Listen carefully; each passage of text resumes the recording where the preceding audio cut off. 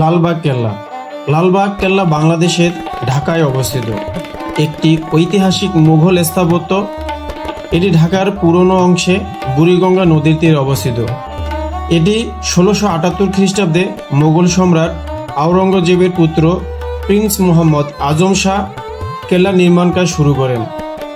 পরে বাংলার সুবেদার শায়েস্তা খান এর নির্মাণ কাজ চালিয়ে গেলেও এটি কখনোই সম্পূর্ণ হয়নি। এটি সম্পূর্ণ না হওয়ার কারণ হিসাবে একটি কথা প্রচলিত আছে যে শায়েস্তা খানের কন্যা পরিবিবি এর মৃত্যুর পর তিনি এটিকে অশুভ মনে করে নির্মাণ কাজ বন্ধ করে দেন।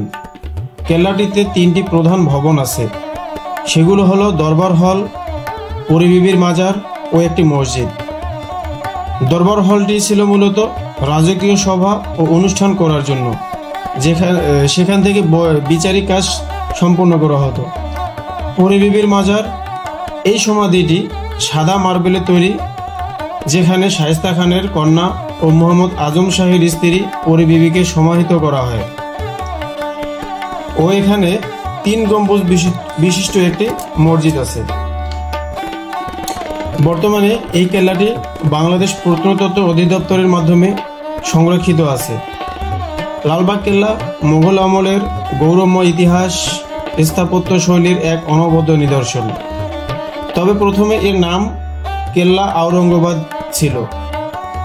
পরবর্তীতে 1844 সালে এর নাম পরিবর্তন করে লালবাগ রাখা হয় এবং তখন থেকে দুর্গটি লালবাগ কেল্লা নামে পরিচিত পায়।